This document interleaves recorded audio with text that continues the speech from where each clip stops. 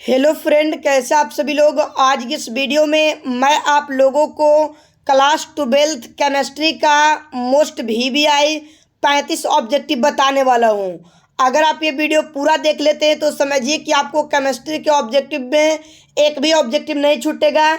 ये 100% की गारंटी है। और जो बच्चे बोर्ड एग्जाम 2025 में देंगे, ये उनके लिए क्लास 12th केमिस्ट्री का ऑब्जेक्टिव है। तो मेरे प्यारे बच्चों, ये पूरे वीडियो आप मात्र 10 मिनट जरूर देखिएगा। तो आइए क्लास को नए अंदाज के साथ, नए स्टाइल के साथ स्टार्ट कर लेते हैं। सवाल नंबर 1 कहता है सर जी कि HCP इकाई सेल में परमाणुओं की संख्या है 4, 6, 12 या 7 होगा। तो एक का राइट आंसर हो जाएगा सर जी 12। क्या हो जाएगा? 12। सवाल नंबर 2, निम्नलिखित में से कौन सा ऑक्साइड लौह चुंबकत्व प्रदर्शित करता है? तो 2 का राइट आंसर हो जाएगा ऑप्शन नंबर ए CrO2, 2 का ए। सवाल नंबर यहाँ पे 3 नंबर देखिए। सवाल नंबर 3, BCC इकाई सेल में मुक्त खाली जगह का प्रतिशत है? तो राइट आंसर आपका हो जाएगा 32%। कितना हो जाएगा जी? 32%। सवाल नंबर 4, पहाड़ों पर जंगल का क्वथनांक कम हो जाता है, क्यों? पहाड़ों पर जंगल का क्वथनांक कम हो जाता है, क्यों? तो 4 का राइट आंसर हो जाएगा आपका ऑप्शन नंबर ए, वहाँ वायुमंडलीय दाब कमता है। वहाँ का वायुमंडलीय दाब कमता है ई चलते। तो 4 का ए। सवाल नंबर यहाँ पे देखिए 5 नंबर, अगर n घोल्य पदार्थ के मोल की संख्या तथा n घोलक के मोल की संख्या, तो घोल्य के मोल प्रभाज क्या होगा? तो राइट आंसर क्या होगा जी? यहाँ पे option B number small n बटा capital N plus small n। यहाँ पे 5 का बी हो जाएगा, ध्यान रखिएगा। सवाल नंबर यहाँ पे देखिए, सवाल नंबर 6 कि CaNO3 और 2 का 1/2 गुणांक क्या होता है? 1/2 गुणांक क्या होता है जी? 1, 2, 3 या 4 होगा। तो राइट आंसर आपका हो जाएगा 3। क्या हो जाएगा जी? 6 का 3। एकदम रट जाइए सभी सवालों को। 6 का सी। सवाल नंबर यहाँ पे देखिए 7 नंबर, एक घोल जिसका प्रसारण दाब 300 केल्विन पर 0.0821 वायुमंडल है, इस घोल का सांद्रण क्या होगा? इस घोल का सांद्रण क्या होगा? तो आंसर हो जाएगा 0.033 m। ठीक है जी, 7 का डी। सवाल नंबर 8, यहाँ पे देखिए 69 समीकरण से दिया हुआ है इकाई सेल में कि Zn और सेल के चिन्ह Zn के पावर +2 और दिया हुआ है यहाँ पे Cu और पावर 2 प्लस में और Cu। बताइए क्या होगा? तो कौन डेनियम सेल होगा या केलोमिन सेल होगा या इनमें कोई नहीं, या वेस्टर्न सेल होगा? बताइए। तो 8 का राइट आंसर हो जाएगा डेनियम सेल। कौन सेल हो जाएगा जी? डेनियम सेल, 8 का वी। सवाल नंबर 9, किसका ऑक्सीकरण विभव सबसे अधिक होता है? जिंक का, कॉपर का, या सोना या चांदी का, या मैग्नीशियम का? बताइए क्या हो जाएगा? Zn, Cu, Ag या Mg का? किसका ऑक्सीकरण विभव सबसे अधिक होता है? तो 9 का राइट आंसर आपका हो जाएगा मैग्नीशियम का। सवाल नंबर 10, फैराडे का प्रथम नियम है। फैराडे का प्रथम नियम क्या है? E बराबर mc/q, या बी नंबर ऑप्शन है m बराबर ECT, या सी नंबर ऑप्शन है E बराबर HV, या डी ऑप्शन है PV बराबर nRT। तो क्या हो जाएगा? फैराडे का प्रथम नियम। तो आंसर हो जाएगा ऑप्शन बी m बराबर ECT। ECT हो जाएगा 10 का बी नंबर। सवाल नंबर 11, विद्युत रासायनिक तुल्यांक का मात्रक क्या होता है? विद्युत रासायनिक तुल्यांक का मात्रक क्या होता है? ग्राम, या ग्राम प्रति एम्पियर, या ग्राम प्रति कूलम, या कूलम प्रति ग्राम? तो आंसर आपका हो जाएगा आंसर हो जाएगा आपका ग्राम प्रति कूलम, ग्राम प्रति कूलम, ऑप्शन सी 11 का सी। सवाल नंबर 12, किस कोटि की अभिक्रिया के लिए वेग तथा वेग स्थिरांक की इकाई समान होती है? किस कोटि के लिए अभिक्रिया के वेग तथा वेग स्थिरांक की इकाई समान होती है? शून्य कोटि के लिए। सवाल नंबर 13, प्रथम कोटि की अभिक्रिया का अर्ध आयु निर्भर नहीं करता है प्रतिकारक के प्रारंभिक सांद्रण पर, तापक्रम पर, दाब पर या कोई नहीं। तो 13 का राइट आंसर हो जाएगा आपका यहाँ पे तापक्रम पर। सवाल नंबर 14, रासायनिक अभिक्रिया H2 + I2 बनता है 2HI का सम स्थिरांक Kp का निर्भर करता है पूर्ण दाब पर, उत्प्रेरक पर या H2 तथा I2 के मात्रा पर या तापमान पर। तो 14 नंबर सवाल का राइट आंसर क्या होगा? डी नंबर हो जाएगा, तापक्रम पर।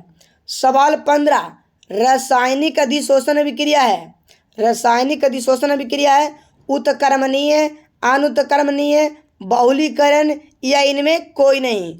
तो डी आंसर क्या होगा जी? 15 का राइट आंसर क्या होगा सर? कि रासायनिक अधिशोषण अभिक्रिया है। तो क्या हो जाएगा जी? अनुत्क्रमणीय। इसी में आपको पूछता भौतिक अधिशोषण क्या होता है, तो उत्क्रमणीय होता है, बट रासायनिक अधिशोषण पूछा है तो अनुत्क्रमणीय होगा। सवाल नंबर 16, निम्नलिखित में सबसे प्रबल लिविस अम्ल क्या है? निम्नलिखित में सबसे प्रबल लिविस अम्ल है BF3 या BCl3 या VVR3 या VI3।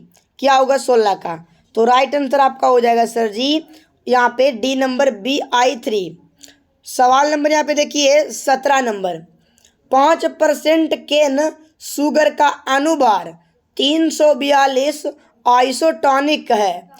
1 ग्राम घोल X के साथ X का अनुभार कितना होगा? तो राइट आंसर क्या हो जाएगा सर जी आपका? यहाँ पे आंसर हो जाएगा बी 171.2। सवाल 18, टिंडल प्रभाव प्रदर्शित करता है, टिंडल प्रभाव प्रदर्शित करता है, बताइए वास्तविक घोल को घोल द्वारा या कोलाइडी घोल या इनमें कोई नहीं। तो टिंडल प्रभाव प्रदर्शित करता है तो यहाँ पे वास्तविक घोल द्वारा, 18 का ए। सवाल 19, ठोस सतह पर गैस के अधिशोषण के लिए log x/m और log p के बीच ग्राफ रेखीय है तो ग्राफ ढलान यानी स्लोप बराबर होगा। तो क्या होगा? के होगा, log के या in के या डी नंबर ऑप्शन है 1/n। तो 19 नंबर सवाल का क्या होगा जी? तो ऑप्शन नंबर हो जाएगा बी log के, log के। सवाल नंबर यहाँ पे 20 नंबर देखिए, निम्नलिखित में से कौन जिंक का अयस्क नहीं है? कौन जिंक का अयस्क नहीं है? जिंक ब्लेड, कैलेमाइन, जिंक काइराइट या बॉक्साइट। तो बॉक्साइट जो है जिंक का अयस्क नहीं है क्योंकि बॉक्साइट है एल्युमिनियम का अयस्क, और जिंक ब्लेड, कैलेमाइन, जिंक काइराइट ये जिंक का अयस्क है। तो यहाँ पे 20 का डी हो जाएगा। सवाल नंबर यहाँ पे देखिए 21 नंबर, सवाल 21 नंबर सवाल, अयस्क में उपस्थित अशुद्धियाँ को कहते हैं। अयस्क में जो अशुद्धि उपस्थित होता है उसे क्या कहते हैं? फ्लस्क कहते हैं, गैंग कहते हैं, अस्लैग कहते हैं, मिश्र धातु। तो अयस्क में उपस्थित अशुद्धि को गैंग कहते हैं। क्या कहते हैं जी? गैंग। सवाल नंबर 22, एल्युमिनियम का अयस्क है बॉक्साइट, हेमेटाइट, डोलोमाइट, इनमें कोई नहीं। तो एल्युमिनियम का अयस्क होता है बॉक्साइट, 22 का ए। सवाल नंबर बताइए 23 नंबर, सिनेबार कहा जाता है HGS, PBS, ZNS, H2S। Cinnabar किसको कहते हैं जी? तो HGS को सिनेबार कहते हैं, 23 का ए। सवाल नंबर 24, ओलियम का सूत्र होता है, ओलियम का सूत्र क्या होता है सर जी? तो आंसर हो जाएगा आपको option number A H2S2O7। Oleum का O7 H2S2O7। सवाल नंबर 25, टीन का संकेत क्या होता है? 25 नंबर सवाल एकदम बउआ वाला है कि टीन का संकेत क्या होता है जी? तो SN क्या होगा? SN, ठीक है, ध्यान रखिएगा। SN का मतलब क्या होता है? टीन होगा। सवाल नंबर 26, सल्फर डाइऑक्साइड का अणुसूत्र। सल्फर डाई का मतलब 2 होता है, ध्यान रखिएगा। डाई का मतलब 2, ट्राई का मतलब 3।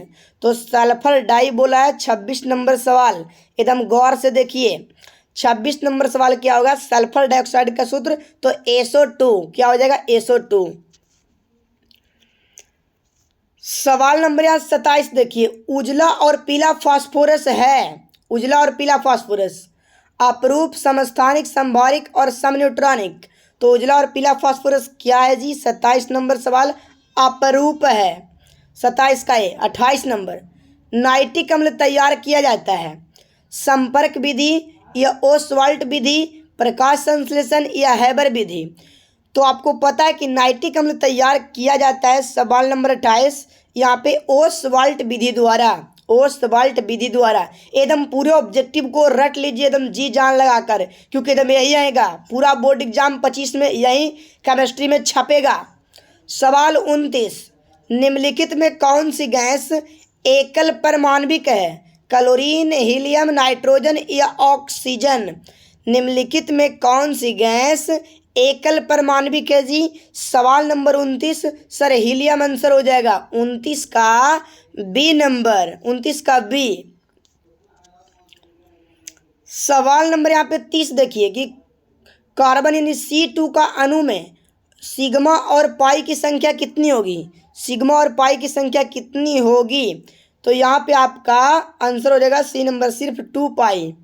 31 नंबर, चक्रीय मेटाफॉस्फोरिक अम्ल में POP की बंध संख्या क्या होगा? 2 होगा, 0 होगा, 3 या 4 होगा। 31 नंबर सवाल क्या होगा जी?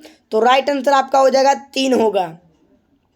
सवाल 32 एकदम केमिस्ट्री में कई बार बोर्ड एग्जाम में पूछा है कि XeF4 की आकृति कैसी होती है? कोणीय, वर्ग समतलीय या ऑक्टोहेड्रल या इनमें कोई नहीं। 32 नंबर सवाल जल्दी से बताइए। तो सर हो जाएगा वर्ग समतलीय, पक्का पूछता है जी। XeF4 की आकृति वर्ग समतलीय होती है। सवाल नंबर यहाँ पे बताइए 33 नंबर सवाल कि कार्बनिक यौगिक में तत्व उपस्थित होना चाहिए। कार्बनिक यौगिक में ऑक्सीजन, कार्बन, हाइड्रोजन, नाइट्रोजन क्या होगा? 33 नंबर सवाल। 33 नंबर सवाल कार्बनिक यौगिक में तत्व उपस्थित होता है तो आंसर हो जाएगा कार्बन। सवाल 34, Na2S2O3 प्लस I2 यहाँ पे इस अभिक्रिया में Y है तो क्या होगा जी? तो जल्दी से 34 नंबर सवाल बताइए, बहुत अच्छा सवाल है। तो 34 का भी हो जाएगा Na2S4 और O6। सवाल नंबर 35, सबसे प्रबल अम्ल कौन है? सबसे प्रबल अम्ल जल्दी बताइए। HClO4, बी नंबर में HClO3 या HClO2 या HClO क्या होगा? सबसे प्रबल अम्ल। 35 नंबर सवाल बहुत इंपॉर्टेंट है, जल्दी बताइए 35 क्या होगा? तो राइट आंसर आपका होगा ऑप्शन नंबर ए HClO4। तो मुझे आशा है कि आपको वीडियो बहुत अच्छा लगा होगा। चैनल पर पहली बार आए तो चैनल को सब्सक्राइब कर दीजिएगा और वीडियो को लाइक करके वीडियो को शेयर कर दीजिएगा। तो मिलते हैं आप लोगों से नेक्स्ट वीडियो के साथ।